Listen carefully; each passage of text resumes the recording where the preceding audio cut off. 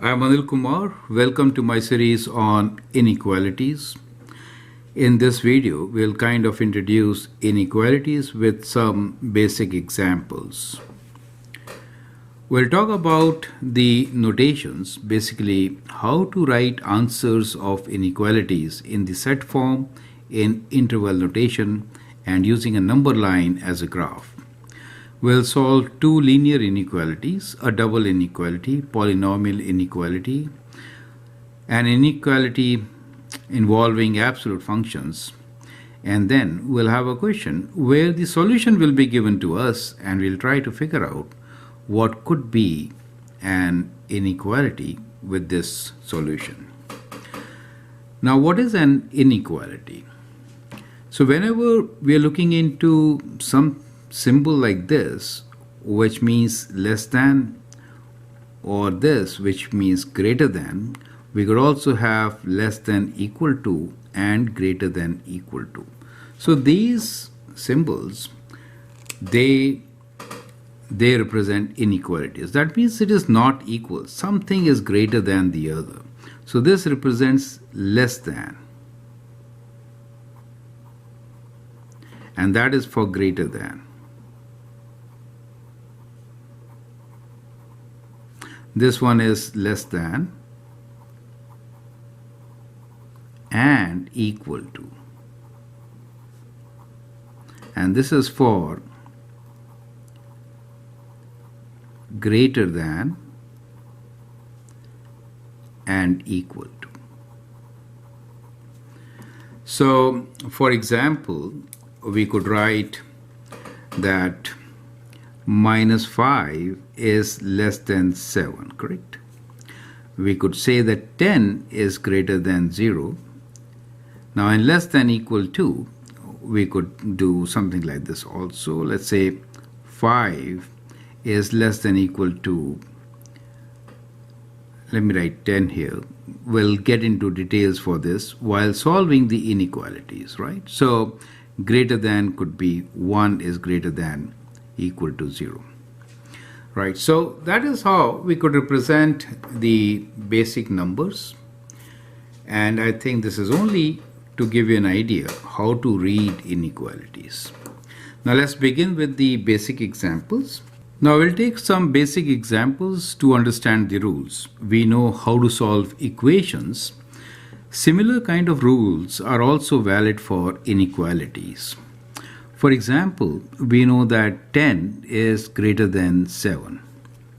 So if I add some number, let us say if I add some number, let's say 5 here, and the same number on the other side, even then the inequality is valid. So we get 15 is greater than 12, right? So it is valid. So what we have learned here is that you could add same number, right, on both sides.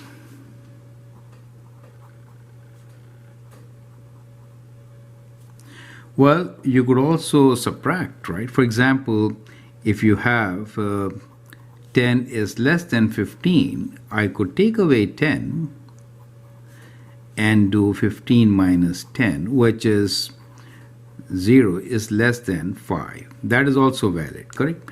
So what does that show? So this shows that you could also take away. So you could also add same number or you could subtract.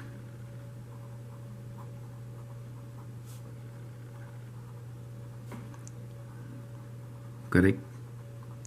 Well, you could also multiply. For example, if I say that 10 is greater than 6, then you could multiply by half, for example, right? So you could multiply by half on both the sides, and you will notice that you get 5 is greater than 3 is also valid. So what you also learn is that you could multiply or even divide by, we'll write here positive number. right? So for all these cases, sign of inequality, sign does not change.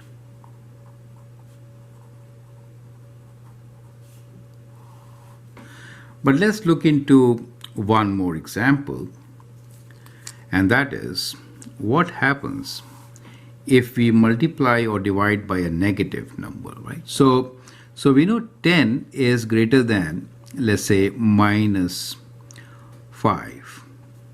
Now what happens when I multiply this by minus 2?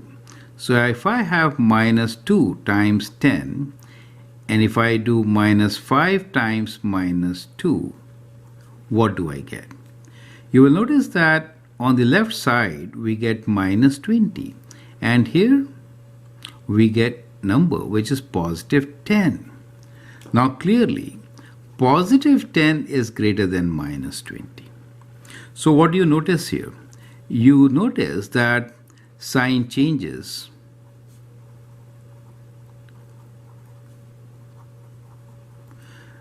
when you multiply or divide by negative number.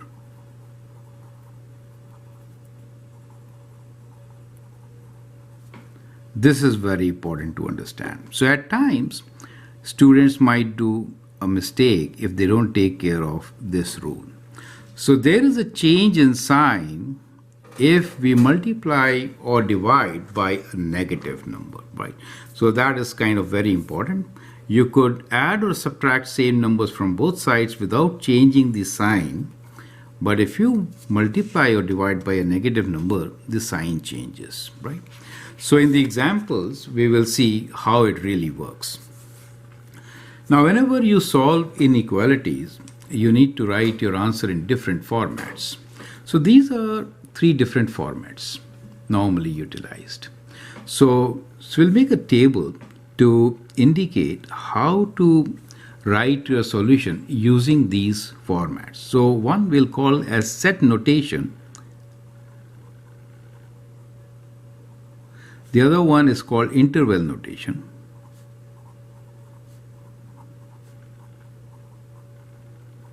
And the last one is the graph. When we say graph in 2D, we normally use number line.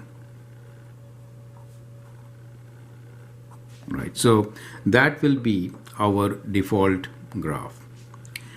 Now to describe all these, I'm going to take care of, I'll take 2 numbers. Basically, I'll take numbers A and B. That means A and B are real numbers, where A is less than B, right? So we'll just assume that there are 2 numbers A and B. Both are real, and A is less than B. So A will be on the left side of a number line, correct? So in writing solutions for inequalities, we'll have different kind of intervals. The idea here is that solution of inequalities could be an interval. So solution could be, I should say solution is an interval. Now how to represent this interval, that is what we're talking about. Perfect. So we have different ways of doing it, and these are the ways. So I'll just make a table to indicate it. Now there are 8 ways of doing it. When we say set notation, we'll kind of put things in curly brackets. That means a set of, right? So in general, we'll say also X is any general real number. A and B are real numbers, so that A is less than B, right? So we'll say, if I say that X is any real number, that means X belongs to real numbers, so that X is greater than A. I mean, X is greater than A, right? This is X. X is greater than A. It really means that we are talking about all the numbers on the right side of A. That is to say, A is not included, but anything greater than A, so in interval notation, it will be represented by this. And on a number line or graph, we are going to represent it in this fashion. This is our number line, right? We'll use the open circle at A and an arrow, this ray, where this is the point A. So anything greater than A will be shown with an open circle here, right? Now, I could also write this that it belongs to, X belongs to real numbers so that it is between A and B, so that X is between A and B. In this case, again, since it is not equal to, we call this as an open interval between A and B. So that is how we are going to show it. And on a number line, it will be indicated by two circles, one at A, the other one at B, and they will be open circles. Everything in between, you get this, right? So that is how we will indicate this. Now we could also write this as X belongs to real numbers where X is less than B. So we saw greater than, in between, and now less than B means going towards negative infinity from B, right? So in that case, on a number line or the graph, it will be shown as an arrow going left from B. Now in these three notations, what we have used is open interval. So remember, we could have open intervals. So this is also referred to as open intervals. Correct? Now we could have a combination where one side is open, the other is closed. For example, we could have A closed and B open, right? Or we could have A open and B closed. So in that case, what is going to be on the number line? So you can actually now pause the video and complete this table. Also, right on the left side, what should be the set notation? We call this as half open.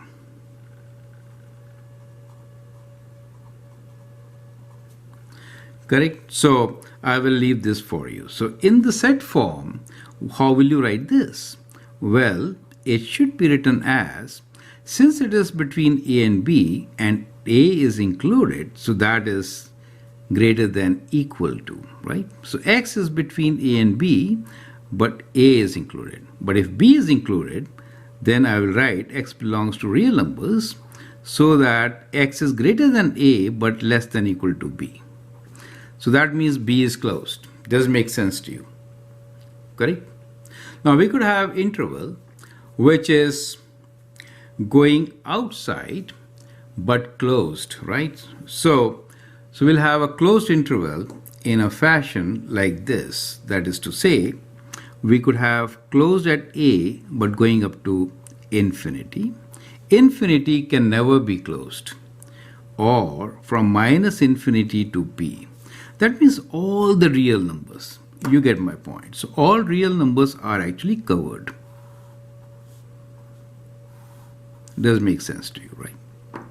So A left, A right, I mean. A is not open, it is closed. And everything on the right side. And for the last one, it is B is closed, everything to the left side. So when closed, then the circle is filled. Now sometimes in our notation, we use brackets. So I'll use the bracket notation also here. So this closed bracket we could do at B, for example, and at A we can show the bracket as shown here. So that could also be used, right? So for half open, one bracket will be different from the other as shown, correct? So I'm using the bracket notation as that could also be used. So both the notations are popular. right? So that is how we do it. So this is A and this is B. So I hope that is absolutely clear. These are different notations, and this one is called closed interval.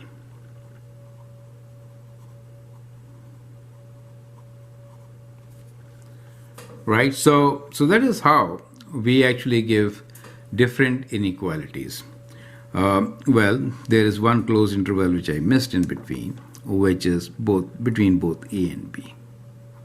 So these three, right? So we have x belongs to real numbers where x is greater than equal to A and less than equals to B, or x belongs to real numbers where it is on one side, it is greater than, so we could say that x is greater than equal to A, and the last one here is x belongs to real numbers where x is less than equal to B.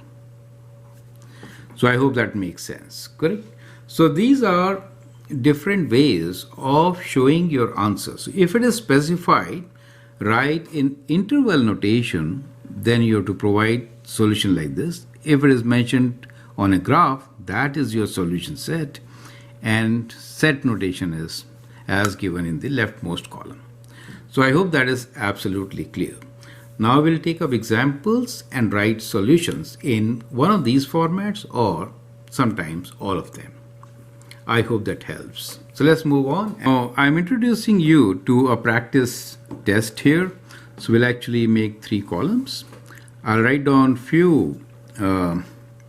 I'll fill up few columns. You need to fill it up. Take this as your test. So we'll write this in the set form, and here we'll put interval, and here I'll write the graph. For example, in the set, if I write x belongs to real numbers, so that x is less than equal to A. You write it in interval notation and also show it on a graph, right? So you need to fill this up. Now the second one here is, I'll write it like this. Let's say this is A and this is B, right? But what I'm doing here is something different from what I told you, going away from A and B. Now how will you represent this in the set notation and in the interval form? Let's take some more. This time I'm going to, okay, let me write interval this time. So we'll give an interval kind of A and we'll include B, correct? And the last one, I'll give you a set form, x belongs to real numbers, so that x is not equal to 0. How will you represent this in the interval notation and in the graph form? Now, well, I've introduced you to a few things which I didn't explain. For example, these two. Now, when you are given kind of a solution like this, which is very popular, you could do combination of two intervals. So here we'll use from minus infinity to A is included. And since it is both of them, that is OR, so you write OR as this is union, or you could write OR from, you're including B to positive infinity. Does it make sense to you? Right? So that is how you could do it. And on a number line, the last one also I didn't give you, it could be shown as 0 is not included. So we have only one open circle and we could have arrows on both the sides. Correct? How will you write this? In interval notation? That is your test. Okay? And also try to fill these two. Show them in the comments. I'll provide you with their solution. We have two linear inequalities to solve. One is 2x minus 5 greater than 7, and the other one is 5 minus 3x less than equal to 21 plus x. Now let us see how to solve them. So let me do this one, which is much simpler. We could add 5 on both sides. So in that case, we get 2x minus 5 plus 5 greater than 7 plus 5, and that is 2x is greater than 12. So we have used the property that in case of inequalities, we could add, subtract, same number on both the sides. We could also multiply and divide by the same number. So let's now divide by 2 on both the sides. So we get 2x divided by 2 is greater than 12 divided by 2. So we get x is greater than 6. So that becomes the solution. Now this solution, as you have learned, could be shown in different ways. One, let's show it on a graph. X is greater than 6. That means if this is 0, let us say, and this is 6, we draw an open circle here, and greater means on the right side. So this is one type of solution which is based on graph. Do you get it, right? In interval notation, I will write it as what? An open circle at 6, correct? So 6 and going up to infinity. Infinity can never be closed.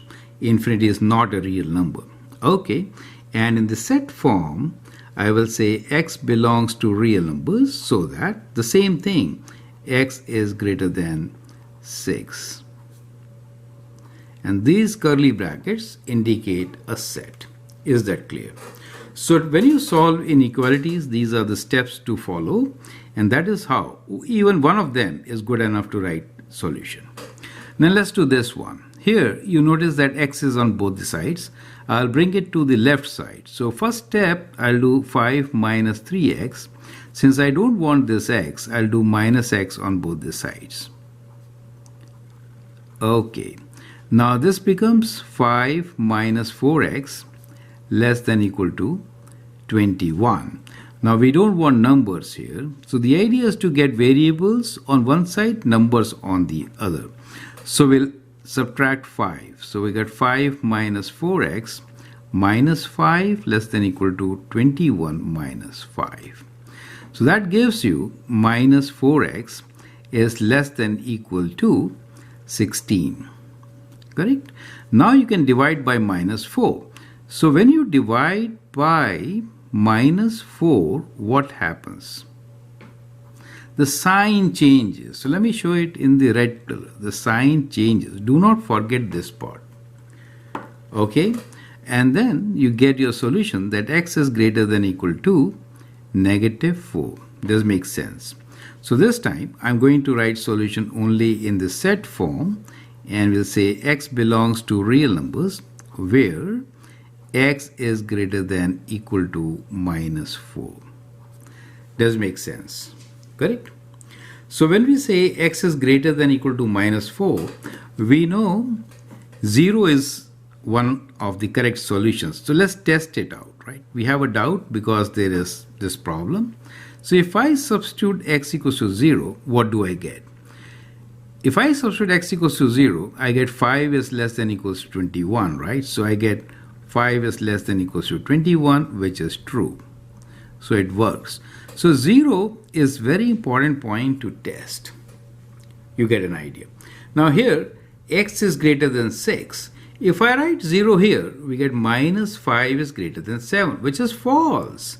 And so this is correct. You get an idea. 0 is not part of your solution. So 0 is a good test. Correct?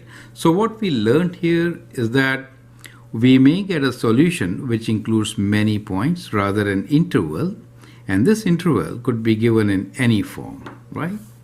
So let's move on and take up some more types of inequalities. This one we call double inequality. So you get two signs. Do you see that? How do we solve double inequality? Let's see that. So the inequality is 2x plus 3. Now this is less than 23 but greater than minus 5. Now the idea is to get rid of first the number and then the coefficient. So we'll take away 3 from all the sides.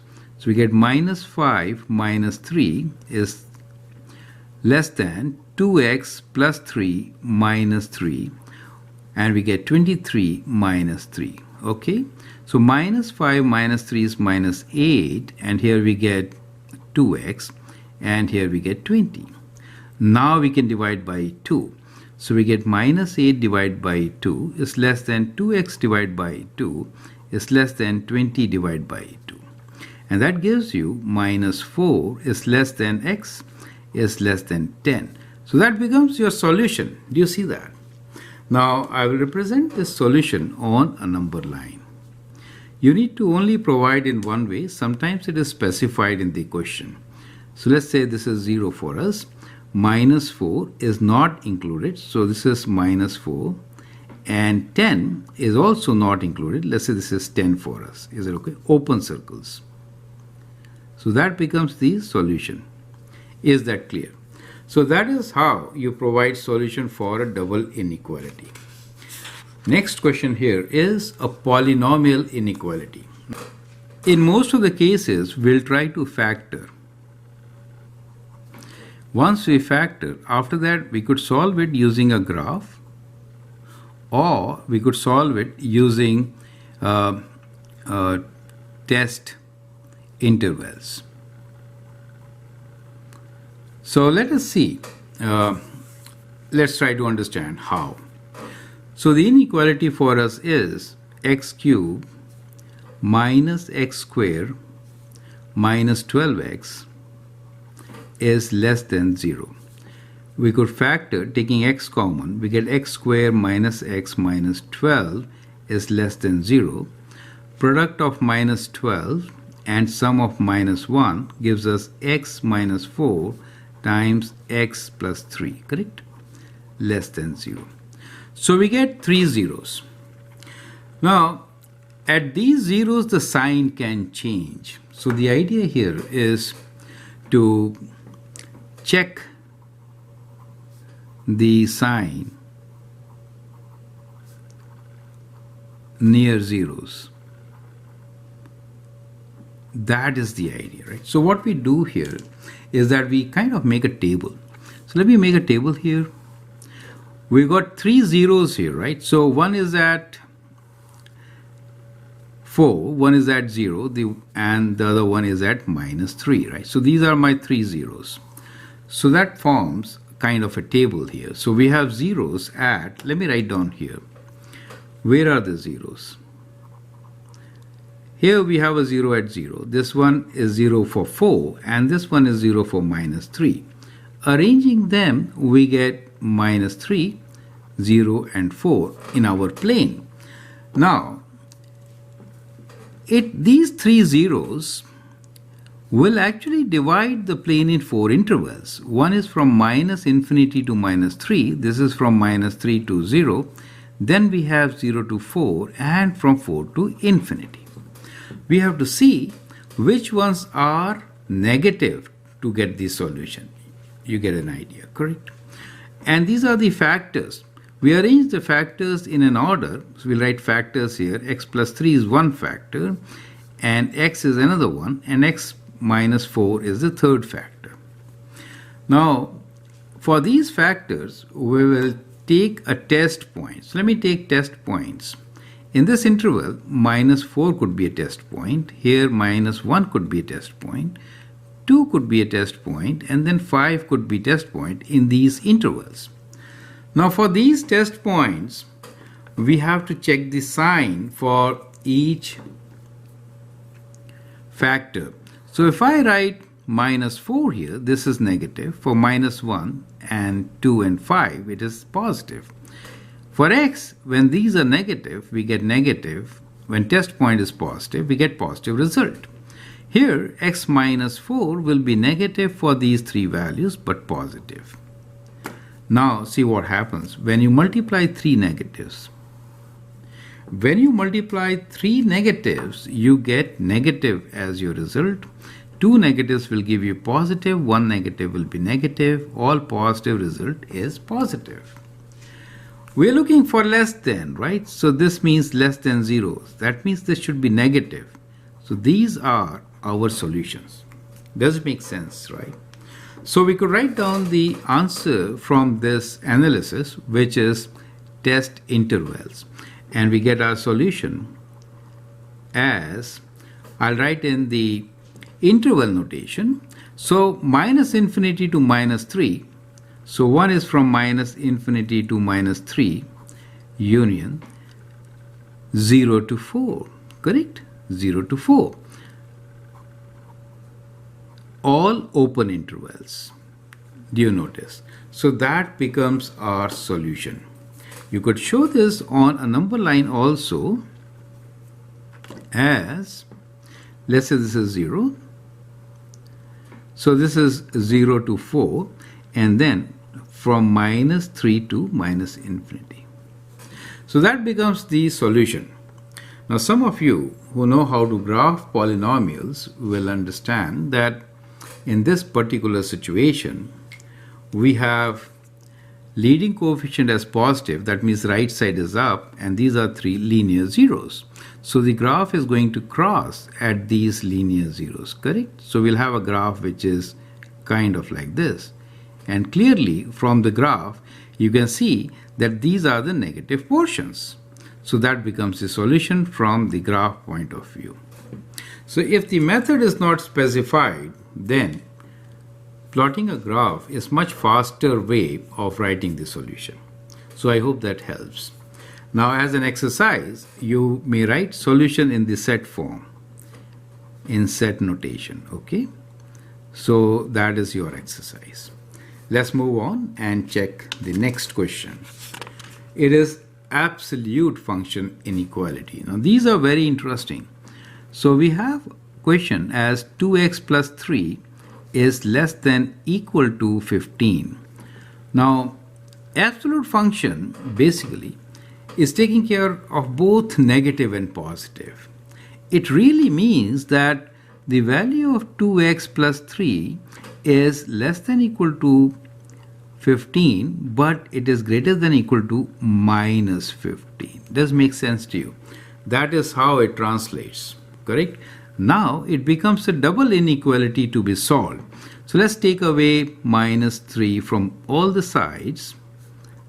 We need to isolate x. That's the whole idea here, right? So we do this, which is minus 18 is less than equals to 2x, which is less than equals to 12. Now we are going to divide by 2. So minus 18 divided by 2, 2x divided by 2, 12 divided by 2, and that gives you minus 9. X is between minus 9 and 6, including both of them. Now this time we are talking about closed interval, okay? And I will write it in a different way. Minus 9 included, so I'm using these brackets, okay? So that is another way of writing the solution from minus 9 to 6, and let's say this is 0 for us. Everything in between. So that is how you could give inequality. You could always provide the answer in other formats. I hope that is absolutely clear. So the last question here is, write a linear double inequality whose solution is given. Now that is another very interesting question. We now know the solution. What is the solution? Solution is that on a graph it will look like this. Closed interval between minus 3 and 5. This is what is given as the solution. That is to say that the value of x is greater than equal to minus 3 and less than equal to 5. Now to make it a linear equation, let's make it a linear equation.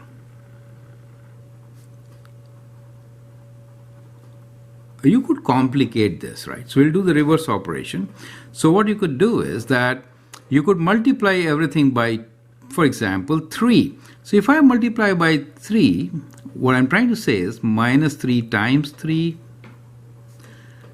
3x, 5 times 3. That is also true. So basically minus 9, right? 15. What we can also do is add something to it. Let me add 9, okay? So I will do minus 9 plus 9, 3x plus 9, and 15 plus 9. You could do anything, correct? So we get 0 here. And we get 3x plus 9, and here we get 24. So that becomes a double inequality whose solution is as given here. Do you see that? So we could have many solutions, right? So you could have many solutions.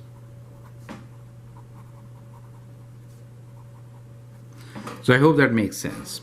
So you could have a question where the solution is given to you and you have to create a double inequality, right?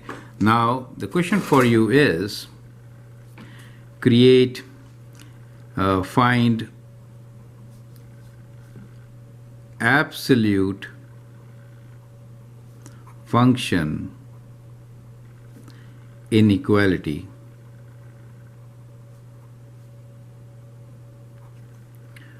with solution. The same solution I'll give, minus 3 to 5.